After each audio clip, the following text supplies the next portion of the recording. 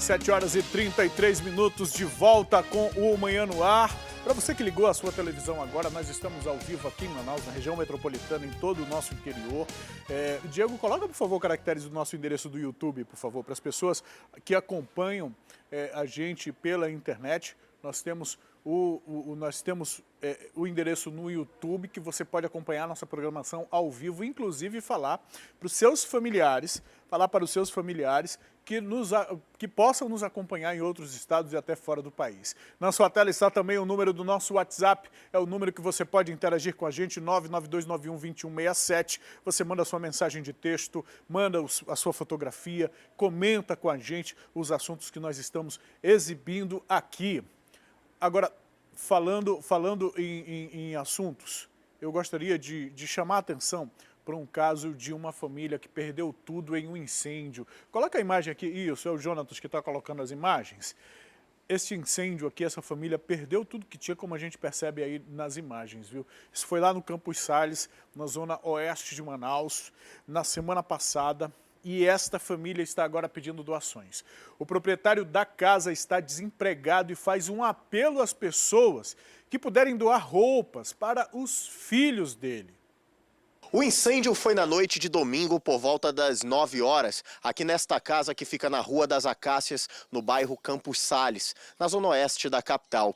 O dono é o seu Francisco. Ele mora nesta casa aqui que você vai ver agora nas imagens, com seus três filhos, na verdade, há bastante tempo. Seu Francisco, infelizmente, está desempregado e precisava fazer um bico, um pequeno serviço para conseguir algum dinheiro. Isso na noite do domingo. Ele, então, resolveu sair de casa e, nesse meio intervalo de tempo, o ar-condicionado acabou sofrendo um curto-circuito por conta de uma queda de energia e aí o fogo tomou conta da residência. Nós vamos conversar agora com o cunhado do seu Francisco, que é o seu Wellington Basto Batista. Seu Wellington, como é que foi a movimentação aqui na hora do incêndio? Foi muita correria? Sim, foi muita correria. A gente estávamos ali na casa da minha sogra, ali no momento, né? E meia hora antes, mais ou menos, 20 minutos a 30 minutos, tinha acontecido um curto no porte. E depois que a minha sobrinha veio aqui na casa, aqui, que ela vinha assistir TV, e ela voltou em desespero, em pânico, né? Gritando que estava pegando fogo, e quando a gente correu, a casa já estava toda já no incêndio, estava no fogo já. Foi onde eu voltei para pegar a mangueira de água e outro vizinho ajudou com a mangueira, o outro daqui, e nós aqui conseguimos aqui controlar assim o fogo para não pegar na residência completa, mas tudo que ele tinha, infelizmente, pegou fogo, se perderam tudo. E foi dessa maneira que acabou acontecendo. Felizmente, na hora do incêndio, não tinha ninguém dentro de casa. O seu Francisco estava trabalhando e os 3 filhos dele estavam na casa da mãe dele, que também fica aqui próximo. Isso, graças a Deus, né, como você falou aí, não tinha ninguém na residência no momento, né? Estávamos todos para cá, para casa da minha sogra, e já o meu cunhado, ele tinha ido fazer um serviço, né, para ele ganhar algum trocado para trazer o alimento para dentro de casa, né? E acabou acontecendo, né, esse curto. A gente acredita que foi devido ao curto que aconteceu, né, a queda de energia. Quando os bombeiros chegaram aqui, graças a Deus, já tínhamos controlado, e eles fizeram algumas perguntas, registraram alguns documentos, conversaram com o meu cunhado e com a esposa dele, e foi dessa maneira. Mas quando eles chegaram, a gente já tinha, graças a Deus, contido o incêndio já. E agora, o seu Francisco, que é este aqui que está ao meu lado, está bastante preocupado, porque a Defesa Civil esteve aqui e realmente condenou esses 2 cômodos, incluiu o seu Francisco no auxílio aluguel, mas, seu Francisco, esse valor do auxílio aluguel é muito pequeno. R$300 por mês, 6 meses. Minha irmã tem minhas filhas, eu não consigo nem falar. Porque, graças a Deus, minhas filhas não estavam aqui dentro da casa, entendeu? Aí eu perdi tudo, material das minhas filhas de estudo. Eu não estou indo para o colégio por causa do material. Aí eu saí para fazer um serviçozinho para eles. Já, a partir das 1 hora da tarde, eu ia chegar mais 11 horas da noite. Aí foi o horário que mais 10 e pouco, 10 e meia, elas me ligaram. Aí é mentira para mim, porque eu sou assim, meu chorão, né? Aí as minhas filhas perderam tudo, a cama, geladeira, o ar delas. Aí tô aqui pedindo um apelo para ver se alguém me ajuda, né? Para me dar alguma coisinha para dar para elas. Seu Francisco, o que exatamente que o senhor está precisando, além de móveis, material escolar, roupas, né, que a gente viu que são os materiais que foram totalmente tomados pelo fogo? Qual que é a sua prioridade agora? O que o senhor está precisando com urgência? Com urgência, um emprego. E roupa para minhas filhas, queimaram tudo. Deu trabalho de ajudante, serviços gerais. Essas coisas que eu preciso. A roupa para elas, poder ir para o colégio, calça, queimaram tudo delas. A cama, das minhas duas filhas, queimou todas as duas camas. Meu colchão, minha rede, que eu dormia na rede. Os negócios de botar a roupinha dela. Tudo, como da televisão, queimou tudo. DVD, que elas ficavam se entretendo quando chegavam do colégio. É isso aí. O que eu peço apelo só é isso. O seu Francisco está precisando de um emprego, está precisando também de vários móveis, livros, material escolar para essas crianças, roupas e principalmente está precisando de solidariedade. Então você que está nos assistindo, que se comoveu com essa história, que tem condições de ajudar, entre em contato com o seu Francisco, ele vai ficar bastante agradecido. Seu Francisco, tem algum telefone de contato para que a pessoa possa estar telefonando para lhe dar alguma ajuda? Tem 9136 27 22. Olha aí, a gente vê aqui as imagens dessa tragédia, porque é uma tragédia para essa família, sobretudo com o Francisco desempregado. Então a gente faz o apelo, a gente reforça esse apelo aqui. Quem puder ajudar o seu Francisco com alguma doação, pode ligar para o número 99136 27 22.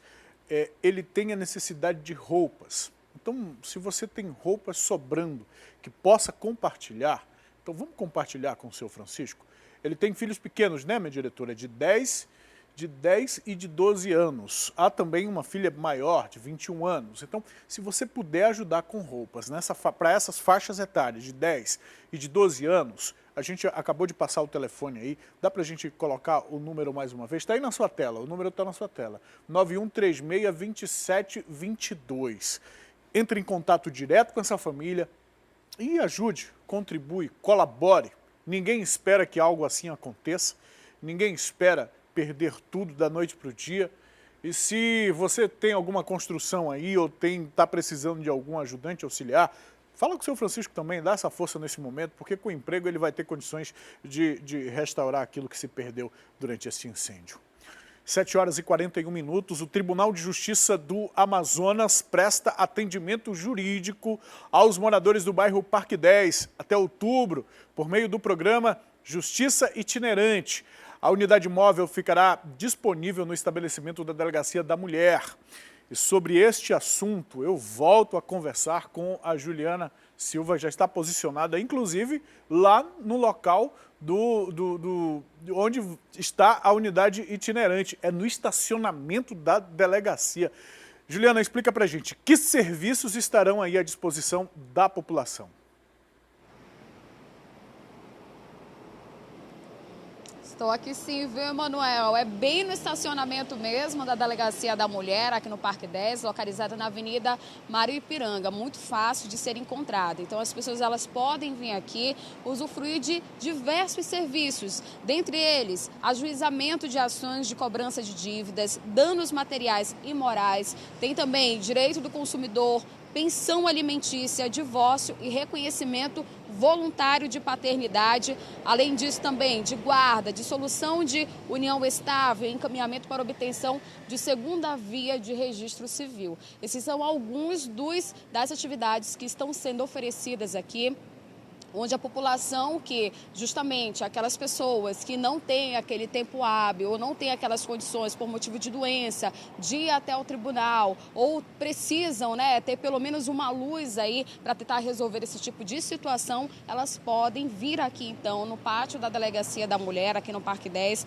para resolver essas questões. O ônibus, ele vai ficar aqui até o dia 4 de outubro e o atendimento é feito de segunda a sexta-feira, no horário de 8 horas da manhã até às 14 horas. Então você que está aí nos assistindo, quer resolver qualquer tipo de problema que eu citei aqui, pode vir aqui juntamente com o ônibus da Justiça Itinerante. Logo mais às 8 horas, eles já vão estar com as portas abertas Por enquanto, algumas pessoas já começam a chegar por aqui, né? Já estão na fila, aguardando, né, para serem atendidas nessa segunda-feira, iniciando essa semana com esses serviços gratuitos de atendimento à população. Então, mais uma vez, você que quer aí ser atendido, pode vir aqui, fica localizado no Parque 10 da Delegacia da Mulher, e tem também o número de telefone que eu vou passar para vocês. Para qualquer tipo de dúvidas, você pode estar tirando com um dos atendentes. É o 984596677. Repetindo para vocês, 984596677. Vale muito a pena, né, você ir atrás dos seus direitos, e o ônibus da Justiça Itinerante está aqui para ajudar vocês. Eu volto com você, Manuel. Ok, Juliana, mais uma vez, obrigado pelas informações. E fica aí a informação também para o pessoal de casa que quer, precisa de algum tipo desses serviços aí da Justiça. Muito obrigado, Juliana. No fim de semana, a Escolinha de Futebol do Santos, aqui em Manaus, realizou a Copa Pelé. O objetivo é buscar talentos para a base da equipe paulista. Times da capital, do interior e até de Roraima participaram do torneio. E olha, as meninas foram os destaques da competição. Olhando assim, parece uma competição exclusivamente masculina. Mas basta prestar um pouco mais de atenção para ver que neste campeonato as mulheres também entram em campo. É que na Copa Pelé é assim, regulamento livre e meninos e meninas jogando juntos. Eu jogo com eles e tal, só que eu me dedico, faço tudo o que eu posso. Não acho mais estranho jogar com os meninos, porque desde pequeno jogo com eles, entendeu? Sexo frágil, será mesmo? Mariana está aí para provar que não. A jogadora é a mais velha do time e confessa, jogar com os meninos ajuda a melhorar o desempenho. Eu acho que evolui bastante, até porque há uma diferença com certeza, mas eu acho que eu consigo me virar bem no meio deles. Na Copa Pelé, 8 times das categorias Sub-13 e Sub-15 disputam o campeonato. As equipes são da capital, do interior e até de Roraima. Garotas e garotos que viajaram longas horas para ter a chance de serem observados por olheiros do Santos. O objetivo da competição é essa, dar oportunidade, e quem revelar, aquele atleta que se destacar, né, o observador do Santos vai estar aqui em Manaus, olhando, vendo os jogos, e aí serão convidados a fazer uma semana de avaliação no Santos, e dependendo do que eles apresentarem lá, poder até fazer parte da categoria de base do Santos. E para quem enfrentou tantas horas de ônibus de Boa Vista até Manaus, essa é uma oportunidade que não pode ser desperdiçada. A gente vai ter que fazer muito desempenho nosso mesmo, por causa que aqui foi caro também vir. A gente não quer sair de mão vazia, não.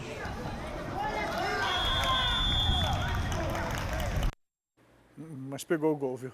Como o assunto agora é futebol, a gente vai falar do Campeonato Brasileiro de Futebol Feminino Sub-18. O Iranduba foi goleado pelo Internacional por 5-0 ontem, lá em Porto Alegre. O jogo era válido pelas semifinais do Campeonato Nacional. As meninas do Internacional conseguiram uma boa vantagem no confronto contra o Hulk da Amazônia. O jogo foi realizado no domingo no estádio Sesc Campestre, em Porto Alegre, válido pelo jogo de ida das semifinais da competição. Os gols do Inter foram marcados por Júlia, em 2 oportunidades, Laíssa, Malu e Keila. Com a vitória, as gurias do Internacional podem até perder por 4 gols no jogo de volta em Manaus para se classificarem. O Iranduba precisa vencer por uma diferença de 5 gols e levar a decisão para os pênaltis. Com 6 gols de vantagem, o Hulk se classifica para a final do campeonato. 6 gols é pauleira, né? Muita correnteza para remar contra. O jogo de volta entre Iranduba e Internacional está marcado para o dia 28 de setembro no estádio da Colina, aqui em Manaus, viu? E olha, mais uma edição do projeto Brincando na Rua foi realizado no feriado de 7 de setembro. Um hábito que já deixou de ser comum, principalmente para essa nova geração. Mas lá no bairro da Cachoeirinha, na zona sul da cidade, que permitiu interatividade com diversão para todas as idades. Vamos acompanhar na reportagem. Pula-pula, futebol na rua e várias outras brincadeiras que fizeram parte da infância de muita gente estavam de volta à disposição de jovens e adultos numa rua da zona sul da cidade. Dona Thelma, por exemplo, sempre gostou de queimada e aos 57 anos mostrou que ainda tem muito fôlego e pique para a brincadeira. A gente tem a idade mais avançada, mas a juventude vai ficando. E eu adoro brincar com os netos, com os amigos. É ótimo. Com o avanço da tecnologia, as crianças são inseridas desde cedo em um mundo digital. Os pequenos ficaram íntimos dos jogos de celular. E as brincadeiras mais tradicionais, como, por exemplo, o ping-pong, ficaram de escanteio. Esse tipo de jogo não tem cores nem botões, mas pode garantir qualidade de vida e mais interação. E foi com essa intenção que a Secretaria Municipal de Juventude, Esporte e Lazer promoveu o projeto Brincando na Rua. Para os pais, esse tipo de atividade ajuda muito, não só na interação, mas também na educação dos jovens. A minha filha também tem 10 anos, ela é atleta, então eu tiro ela um pouco desse mundo, né, virtual aí, para a formação dela, para conhecer novas pessoas, coletividade.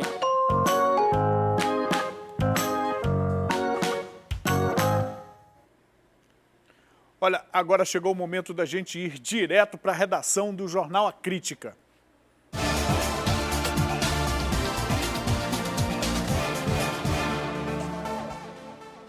Tá aí ele preparado, o nosso atleta, Dante Graça. Bom dia, meu irmão. Olá, Emanuel, bom dia, tudo bem? Beleza, vamos conversar um pouco, Dante, sobre o veto do presidente, os 19 pontos aí da lei de abuso de autoridade. Agora vai ser analisado de volta pelos parlamentares e eu gostaria de saber de você. Óbvio, precisa aí da maioria, né? Tanto de deputados quanto de senadores. É uma sessão conjunta, né? Eles vão decidir esses vetos aí, vão analisar os vetos em conjunto. Mas o que você acha? Tu acha que vai ficar como tá? O veto vai passar o veto do presidente ou os deputados vão mexer alguma coisa? A tendência é que, assim, passe uma parte, mas a outra seja mantido o texto original, né? Eu estava acompanhando aqui, existe inclusive um posicionamento aí do senador Randolfo Rodrigues, que é o relator dessa proposta e que votou contra a proposta quando ela tramitou, porque ele entendeu que ela foi completamente desvirtuada, que ela engessou mecanismos de investigação importantes aí do sistema brasileiro. E agora mudou de ideia? Não, ele mudou no começo, inclusive. Lá no começo, depois que ele apresentou o texto e viu com as emendas, a gente tem falado bastante sobre as emendas, destaques, essa coisa toda aqui, lá no começo ele já votou contra, né? Mesmo relatando, sendo o autor da proposta. Então, o que ele tem levantado o seguinte, que membros do PSL são favoráveis ao texto original. Então, o que isso deve acontecer, só para a gente deixar todo mundo claro, todo mundo acompanhar direitinho? É a maioria absoluta em cada uma das casas, né? Não precisa, 2/3, não. A maioria absoluta vai definir. Cada um desses vetos vai ser analisado pelos parlamentares. São 19 artigos, como você bem frisou, mas se a gente for olhar os pontos específicos, chega a 36 aspectos, né? A gente tem alguns pontos aí interessantes de se destacar que foram vetados pelo presidente, que é a proibição, por exemplo, do uso de algemas em presos que não representem perigo, né? É um dos pontos que ele vetou. Por exemplo, punições a policiais. Não, desculpa, deixa eu voltar nessa coisa da algema. Quem determina se o cara representa risco ou não? Exato. Quem é que vai determinar isso, se não o policial ou os policiais? Porque, na minha opinião, Dante, claro, eu acredito que o parlamentar que está no Congresso Nacional, que anda de carro blindado, que tem segurança, que já está lá no outro patamar, alguma coisa lá, não tem a noção exata do que é os problemas da segurança pública. Eu acredito que nem eu e nem você, a gente não saiba também julgar o risco e a periculosidade. O policial, no momento da abordagem, é que é capaz de fazer esse julgamento.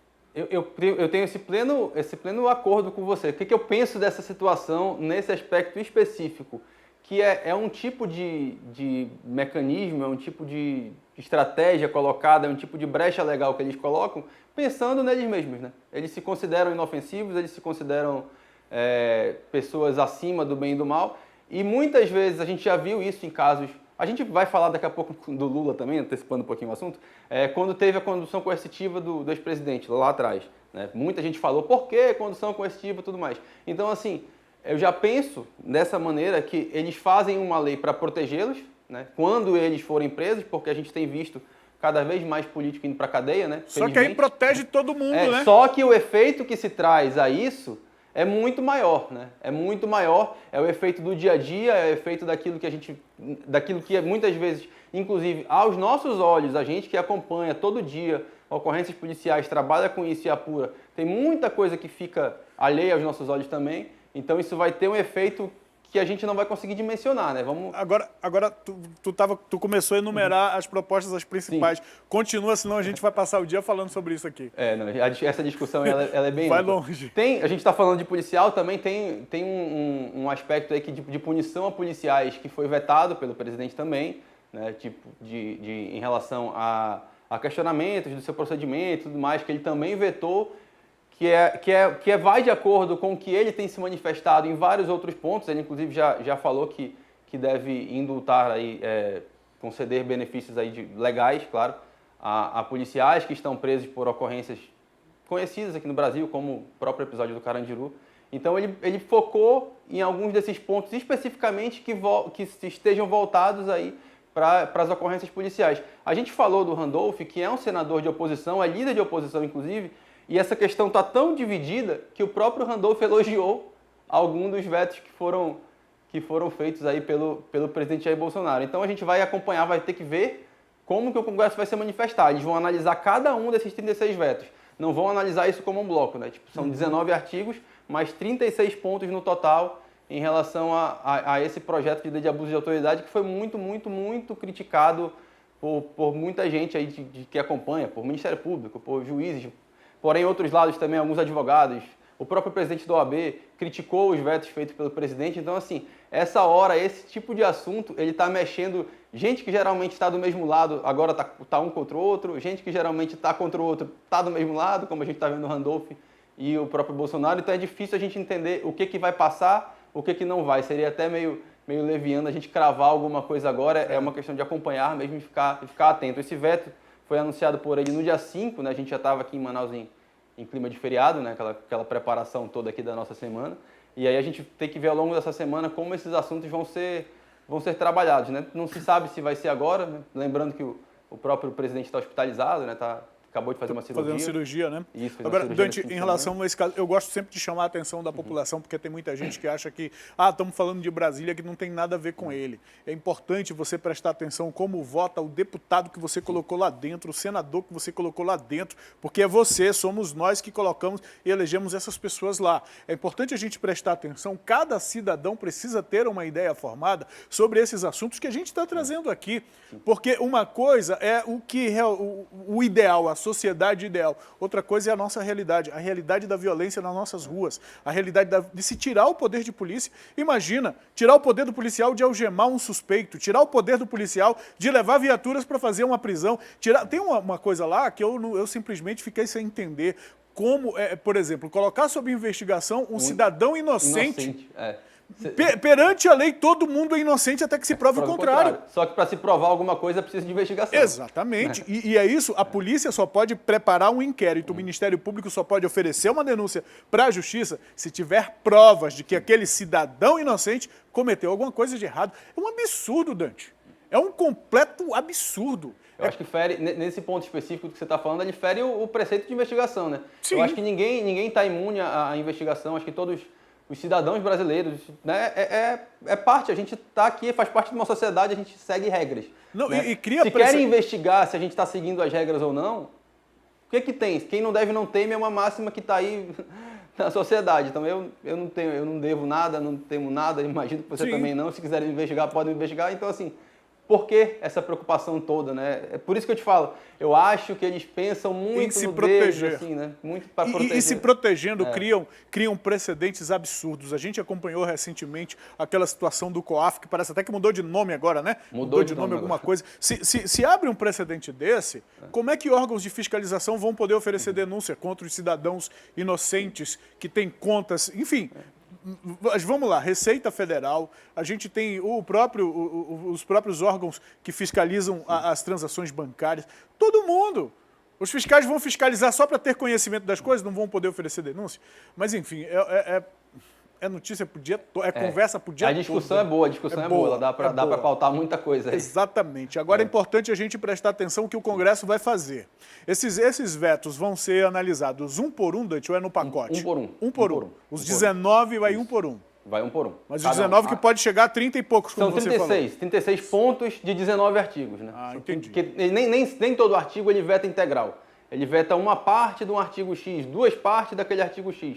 Então, nesse total, dá 36 vetos. É para isso que eles têm que analisar cada um mesmo, que eles são pagos e muito bem pagos para fazer isso. E você falou bem de acompanhar, é muito fácil hoje a gente acompanhar o que cada parlamentar faz ali no Congresso. Não só o que você votou, mas aquele que de repente você pensou em votar, aquele que representa o seu estado. É muito fácil acompanhar no site hoje do Congresso Nacional, no site da Câmara, no site do Senado. Você entra lá, rapidinho você vê, você consegue visualizar e ficar de olho, né? Ficar vigilante, porque é muito fácil só chegar na época da eleição, prometer um monte de coisa e depois não fazer nada, né? Exatamente. Eu tinha comentado até ainda há pouco, antes da gente ir para o intervalo, na ida para o intervalo, Dante, o comentário de uma telespectadora que mandou, um telespectador que mandou um comentário para a gente aqui sobre a apresentação dos suspeitos. Um tempo aí que ficou suspenso, inclusive, tem um desses itens lá que foi vetado pelo presidente.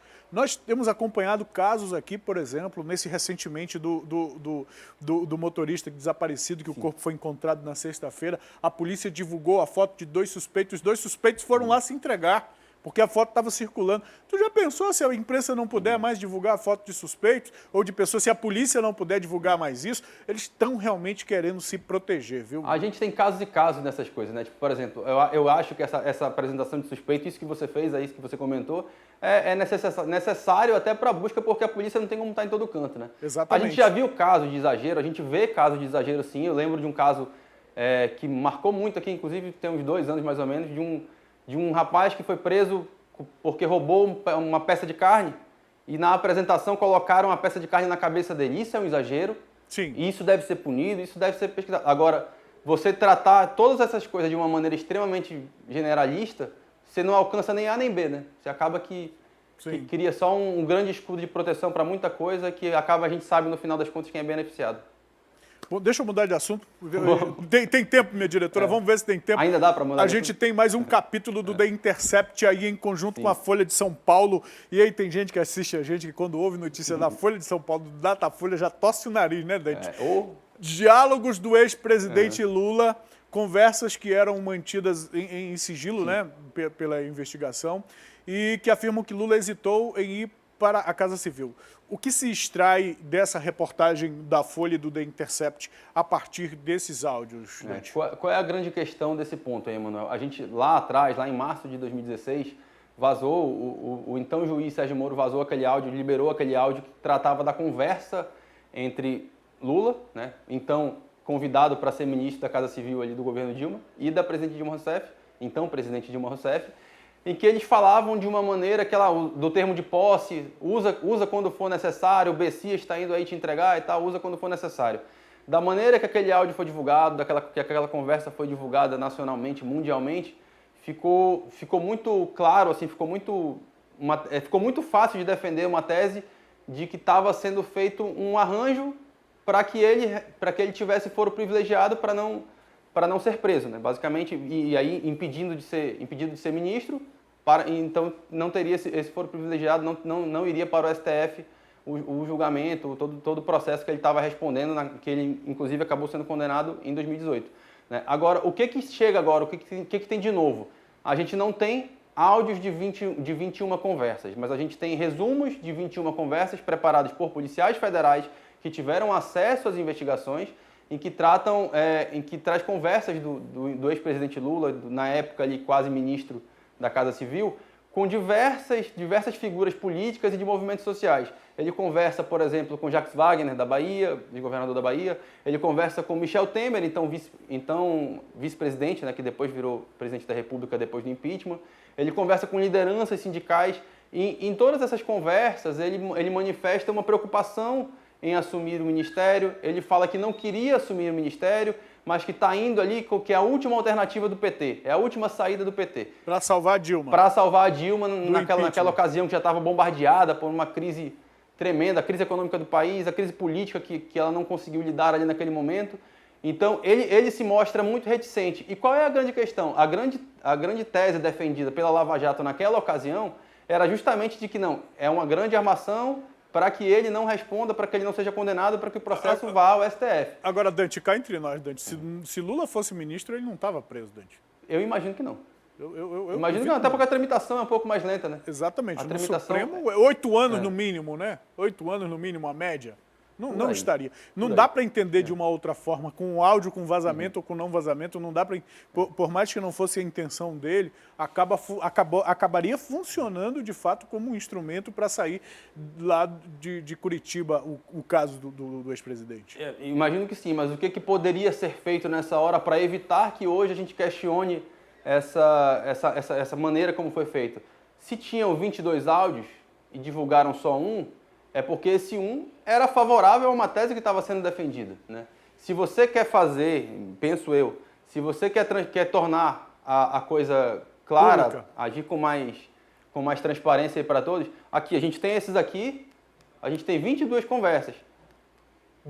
Eu tenho certeza que na hora que se tomou a decisão, que o próprio STF impediu que Lula assumisse o ministério, talvez a decisão fosse diferente tendo todas essas conversas colocadas. Em todas essas conversas que foram colocadas, há uma menção apenas ao processo que Lula respondia naquela ocasião na Justiça Federal, em que ele fala aos advogados que orienta, tipo, os advogados questionam o que deve ser falado caso a imprensa procure. Eu não acompanhei a reportagem, eu não cheguei a ler toda a reportagem da Folha e do Intercept, mas eles colocam que a decisão do STF foi com base nesse áudio especificamente? Não, a decisão do STF foi com base nesse áudio naquela ocasião porque era o que tinha de ponto, né? Era o que tinha de material naquele momento.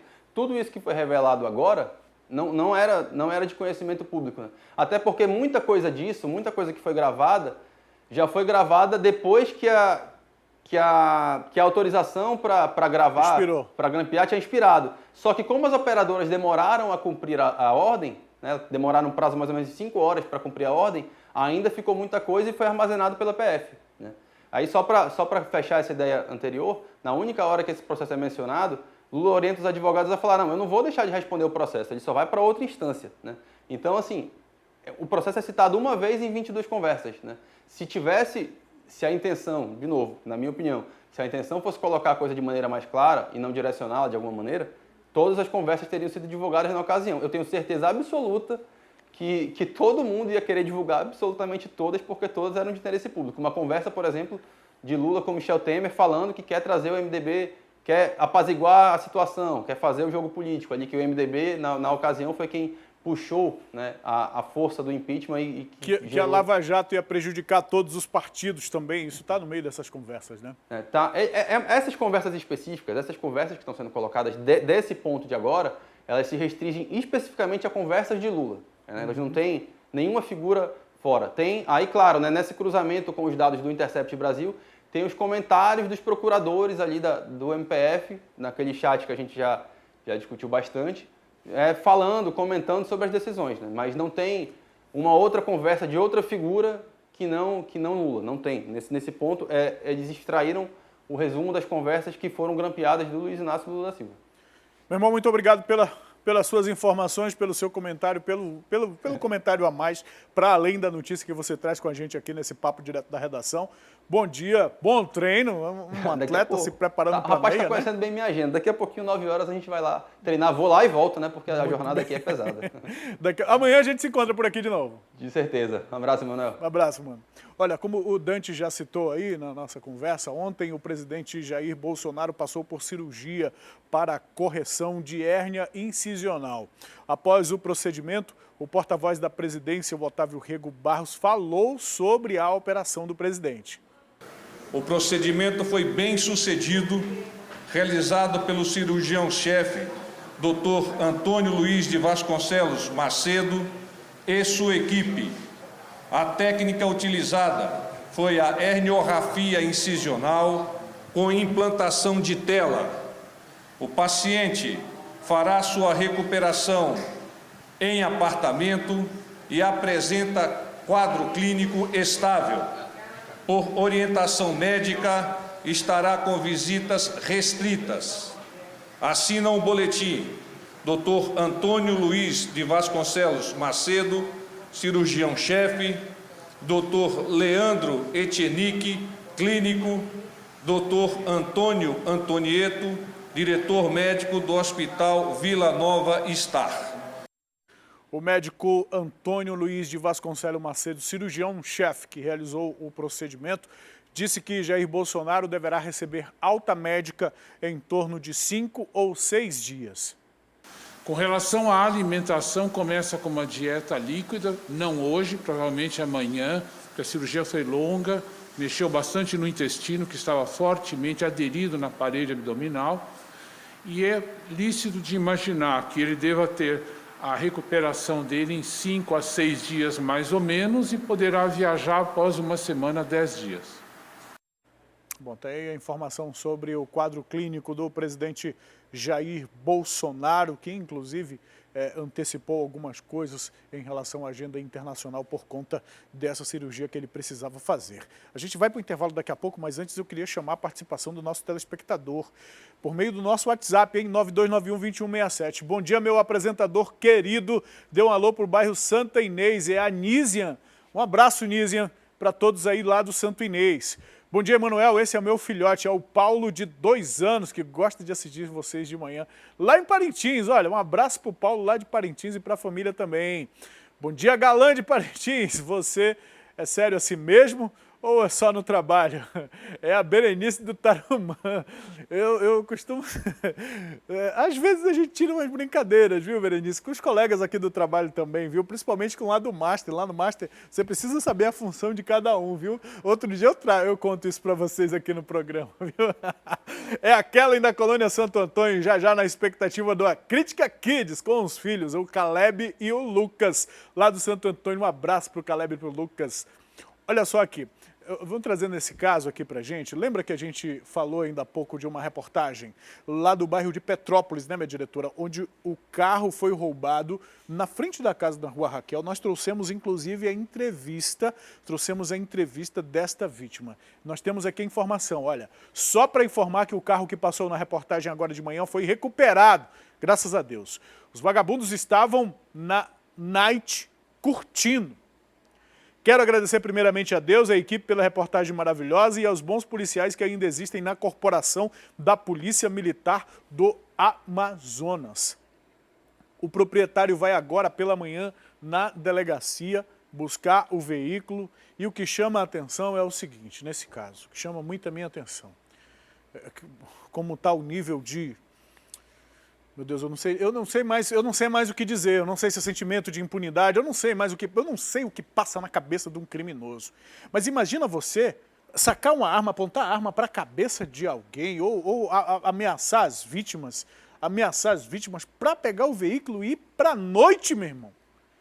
E curtir a noite, que absurdo, que absurdo. O carro pelo menos foi recuperado, os criminosos ainda não foram presos. Mas a gente fica contente em saber que esta vítima teve o seu veículo recuperado e, enfim, torcer para que essa rua lá, a Rua Raquel, e os moradores de Petrópolis, que inclusive semana passada nós trouxemos aqui reportagem de lá de Petrópolis também em relação à insegurança, que enfim, eles têm um pouco mais de tranquilidade. Tem uma outra interação aqui, olha, lá de Petrópolis está assistindo o Nicolas, a Luana e o Nicolas estão assistindo a nossa programação, viu? E olha só, bom dia, meu nobre, tomando aquele café na companhia desse Manhã no Ar. É o Eudes, o locutor do Morro da Liberdade. Olha aí, meu colega de trabalho, viu? Um abraço a todos, muito obrigado pela participação, pela interação. A gente vai para o intervalo e daqui a pouco você vai conhecer no quadro A Vaga é Sua, a profissão de jardineiro. O cultivo de áreas verdes e floridas, tanto em casas como em empresas, tem crescido. E com isso aumenta a procura do profissional que saiba fazer o serviço com qualidade.